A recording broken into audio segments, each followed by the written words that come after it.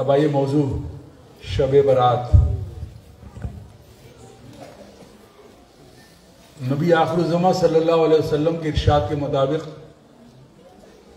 3 مہینے رجب، شعبان اور رمضان یہ بے حد مقدس اور عظمت والے ہیں۔ رجب کے بارے میں سرور کائنات صلی اللہ علیہ وسلم نے ارشاد فرمایا کہ یہ مہینہ اللہ کا مہینہ ہے۔ شعبان المعظم کے بارے میں فرمایا کہ یہ مہینہ میرا مہینہ ہے، اور رمضان مبارک کے متعلق فرمایا یہ مہینہ بندوں کا مہینہ ہے۔ سمجھ رہے ہیں؟ اب رجب شریف تو رخصت ہو گیا، اب شعبان میں ہم چل رہے ہیں۔ سرور کائنات صلی اللہ علیہ وسلم نے فرمایا کہ یہ میرا مہینہ ہے۔ چنانچہ کتابوں میں ہے، حدیثوں میں ہے، بزرگوں نے سنا بتایا ہے کہ جیسے ہی شعبان کا چاند نظر آتا تھا یا بدلی ہوا کرتی، مطلب صاف نہیں ہوا کرتا تھا، تو مزید تاجہ صلی اللہ علیہ وسلم جو ہے روزہ شروع کر دیتے تھے۔ رمضان شریف کے علاوہ جتنی کثرت یعنی زیادہ روزے کا اہتمام سرور کائنات صلی اللہ علیہ وسلم اس ماہ شعبان میں کرتے تھے اور کسی مہینے میں نہیں کرتے تھے، اور جتنی عبادت و ریاضت اس ماہ میں ہوتی تھی اور کسی ماہ میں نہیں ہوتی تھی۔ اب الگ الگ میں اگر ریفرنسز دینا شروع کروں سندرب میں حدیث کا تو بڑا معاملہ طویل ہو جائے گا۔ میں صرف آپ کو بتا دوں، ترمذی شریف،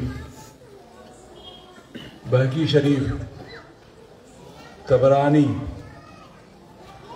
ان تمام سنن ماجہ، احمد بن حنبل، یہ بردار، امام نسائی، ان تمام احادیث کو اگر آپ دیکھیں تو آپ کو یہ واضح ہو جائے گا کہ سرور کائنات صلی اللہ علیہ وسلم میں نے جیسے عرض کیا کہ کثرت کے ساتھ روزہ رکھتے۔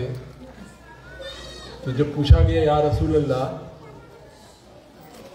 آپ اتنا اہتمام کیوں کر رہے ہیں، سرور کائنات صلی اللہ علیہ وسلم نے فرمایا کہ اس ماہ میں جو ابھی آنے والی شب ہے، اس شب میں آنے والے سال میں جتنی اموات یعنی موتیں ہونی ہیں، جتنا جنم ہونا ہے، وہ پورا کیلنڈر ہے اللہ رب العزت کی طرف سے آ جاتا ہے۔ چنانچہ موت تو برحق ہے، تو اگر میرا بھی نام اس میں شامل ہے جانے والوں میں، تو میری خواہش ہے کہ میں روزے سے رہوں۔ دیکھ رہے ہیں اس کی اہمیت۔ مولا علی مشکل کشا رضی اللہ تعالیٰ عنہ نے فرمایا کہ نصف شعبان یعنی انگریزی کے حساب سے 13ویں فروری کو ایک رات جو ہوگی وہ ہماری 14ویں شب ہوگی، اسی میں عبادت کرنی ہے۔ تو انہوں نے فرمایا مولا علی مشکل کشا نے کہ اس رات میں زیادہ زیادہ قیام کرنا ہے، نمازیں پڑھنی ہیں، تلاوت کرنا ہے،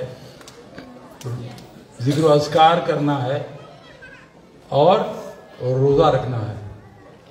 اور اسی چیز کی تعلیم ہم کو حضرت صدیق اکبر نے بھی دی، سمجھ رہے ہیں؟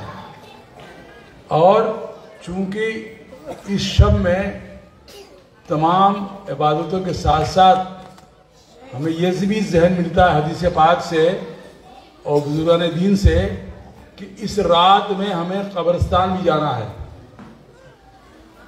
وہ نادان، وہ گمراہ گروپ جو یہ ہمیں کہتا ہے کہ اس کی کوئی ضرورت نہیں ہے، تو جو میں نے حدیث پاک کا حوالہ دیا ہے وہ جانتے ہوئے بھی جو آپ کو گمراہ کرتے ہیں۔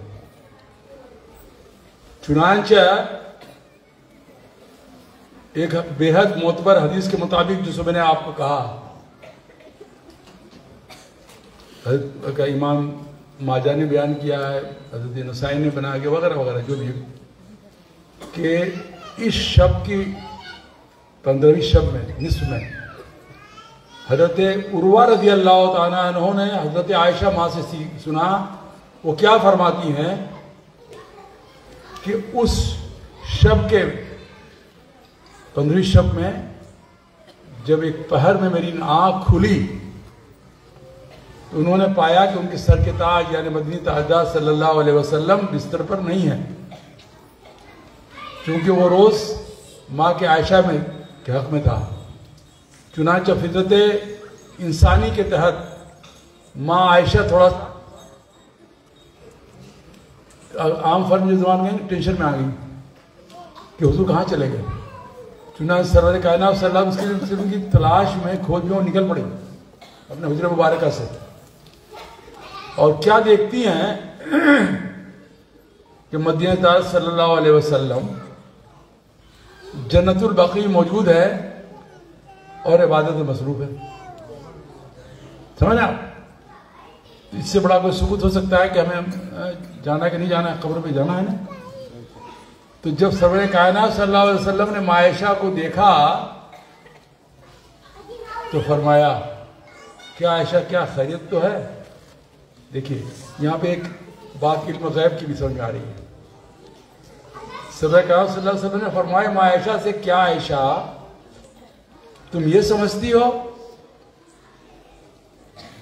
کہ میں اور میرا رب تمہارے ساتھ حق تلفی کرے گا، ناانصافی کرے گا؟ مطلب یہ ہوا کہ شاید ماں عائشہ کو ایسا بھرم رہا ہو کہ کہیں ایسا تو نہیں ہے کہ سرور کائنات صلی اللہ علیہ وسلم جو ہے کسی اور ماں کے یہاں گئے ہوں۔ سمجھے آپ؟ تو کہا نہیں یا رسول اللہ، مجھے تھا تو ضرور، میں نے دیکھا کہاں ہے۔ تو کہنے کا مطلب یہ عزیز دوستوں، بزرگوں، ماں و بہنوں، کہ اس رات میں زیادہ سے زیادہ عبادت کرنی ہے، اللہ کو یاد کرنا ہے، چاہے وہ نماز کی شکل میں ہو، چاہے وہ ورد وظائف کی شکل میں ہو، قرآن پاک کی تلاوت کی شکل میں ہو، کسی بھی شکل میں ہو، اپنے رب کو یاد کرنا ہے۔ اور آپ جب رب کو یاد کریں گے اس کے بعد دوسرے روز آپ کو روزہ رکھنا ہے، ٹھیک ہے؟ یہ روزہ کوئی فرض نہیں ہے، کوئی سنت نہیں ہے، کوئی واجب نہیں ہے، مستحب ہے۔ کہا گیا ہے کہ اس کو رکھنے سے اس کے بے شمار جو ہے اللہ کی طرف سے رحمت و برکت کا وہ حقدار ہو جاتا ہے۔ حدیث پاک میں ہے کہ بنو کعب کی بکریاں بہت زیادہ تھیں۔ سرور کائنات صلی اللہ علیہ وسلم نے فرمایا کہ جو شخص اس رات میں اللہ رب العزت کی بارگاہ میں عبادت کرتا ہے، انہیں یاد کرتا ہے، ان کا ذکر فکر کرتا ہے، کثرت کے ساتھ روزے وغیرہ رکھتا ہے، تو رب قدیر جو ہے آسمان دنیا پر اپنی جو اس کی عطا اور رحمتیں و برکتیں ہیں جس پہ وہ قادر و مطلق ہے، اس کا نزول جو ہے بے شمار انداز میں ہوتا ہے۔ اتنا ہوتا ہے کہ بنو کعب کی جو جتنی بکریاں ہیں ان کے بال کو اکٹھا کر دیا جا، اتنا بھی اگر گناہ ہے تو اللہ رب العزت جو ہے وہ بندے کی بخشش کر دیتا ہے۔ سمجھ رہے ہیں آپ؟ یہ شب کا مہتو ہے۔ چنانچہ اس لیے ہم لوگوں کو بڑا اہتمام کرنا چاہیے اور اس رات کو ضائع نہیں کرنا چاہیے۔ وڈمبنا ایسی ہے، دیکھا جاتا ہے، مجھے تو معلوم نہیں کہ مجھے گاؤں چھوڑوے تو آدھی سینچری ہو گئی، شہروں میں یہ دیکھا جا رہا ہے، نادانی کا یہ عالم ہے، ماڈرن ایجوکیشن کی دین ہے یا فضا کی تبدیلی کی یہ دین ہے کہ ہمارے یووا پیڑھی جو ہے اسٹنٹ کرتے ہیں روڈ پر موٹر سائیکل سے وغیرہ سے۔ کیا یہی شب کی مہانتا ہے؟ اسی کا حکم ہے اور لعنت ہے اس پر،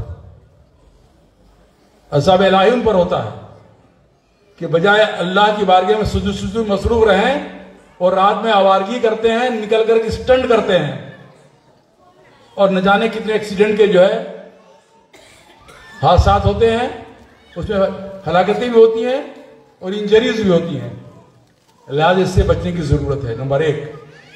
نمبر 2 یہ کہ دیکھا یہ گیا ہے کہ نادانی میں، گمراہی میں، اور چونکہ اصلاح نہیں ہوتی ہے، جن کی ذمہ داری اللہ رب العزت نے دی ہے وہ کسی نہ کسی کارن وجہ جو ہے اپنا دامن بچاتے پھرتے ہیں، حق کوئی سے गुरेज करते हुए हमारी और आपकी इस्लाह नहीं करते हैं। कब्रिस्तान में जरूर जाइए, मगर मोमबत्ती, अगरबत्ती और लोबान के साथ नहीं जाना है। वो हराम है, हराम है, हराम है। क्यों? उसमें आग है, और आग किसी कब्र में ले जाना जायज है? बताइए, नहीं जायज है। इसलिए जाएं आप, बेशक जाएं, फ़ातिहा पढ़ें, कुरान की तिलावत करें, उस मरहूमिन को बख्शें आप। और अगर कुछ लेके जाना है तो खुशबू लेके जाएं। इधर डाल दें कौन मना करता है? फूल डाल दें कौन मना करता है? तो इस तरह का एहतमाम आपको करना है, ठीक है। और दूसरे रोज रोज़ा रखना है ताकि हमारी और आपकी अल्लाह की बारगाह में जो मकबूलियत हो सके। हाँ, आखिरी बात, वक्त नहीं क्योंकि आप कुछ और भी करना है ना। आखिरी बात कि इस रात में कुछ लोग अल्लाह की रहमत व बरकत से महरूम रहेंगे। उनकी मंजूरी, उनको मुनाफा या उनकी बख्शिश नहीं होगी। वो कौन लोग हैं? नंबर 1, वो मुशरिक हैं, जिनको अल्लाह पे यकीन नहीं है। नंबर 1, उनके कोई उसमें उससे मतलब नहीं है। नंबर 2, अगर वो शराब पीते हैं। 2 बात हुई। नंबर 3, बहुत ही अहम, कि अगर कोई अपने दिल में किसी के लिए कीना रखता है, बुग़्ज़ रखता है, तो उसकी बख्शिश नहीं होगी।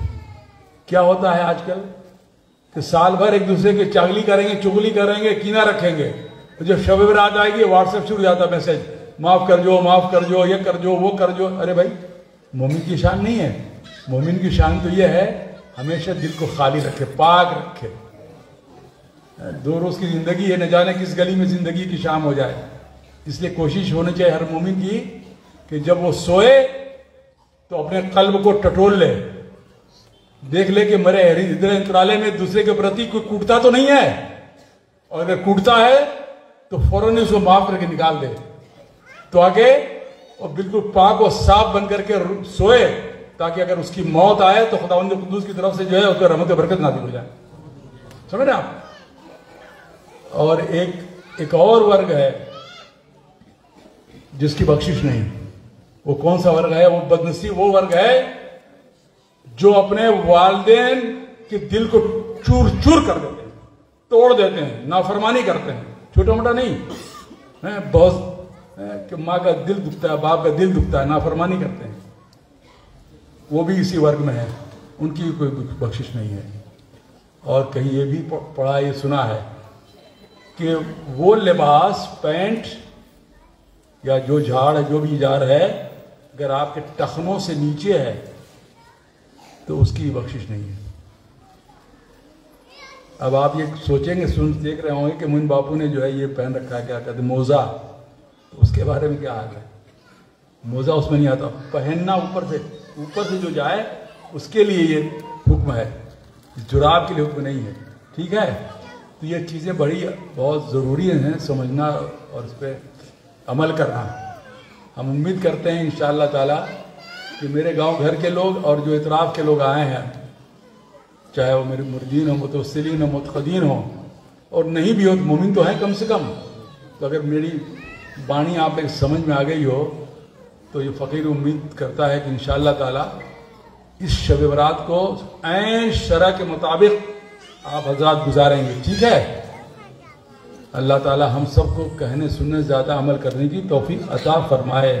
आमीन या रब्बल आलमीन। एक बात ये होगी, और पढ़ने वालों हजरात से मेरी एक गुजारिश है, मेरा शायद पहला इनकाउंटर जिसे बोलते हैं जो है सुनना हो रहा है, एक तो किसी फिल्मी तर्ज पर कोई कलाम ना पढ़ें, ये ख्याल रखें इस चीज़ को।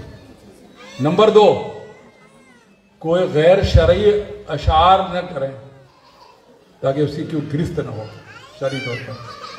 ठीक है? बाकी तो अल्लाह गफूर रहीम, अगर अनजाने की बात हो जाती है तो अल्लाह माफ़ करने वाला है। ठीक है? चलिए, हम उम्मीद करते हैं इंशाअल्लाह ताला یہ محفل کامیاب ہوگی نوری، اور اس کا فیض انشاءاللہ تعالیٰ آپ سب کو ملے گا، اور اللہ تعالیٰ کی بارگاہ میں مقبولیت حاصل ہوگی۔ آمین یا رب العالمین۔ چلو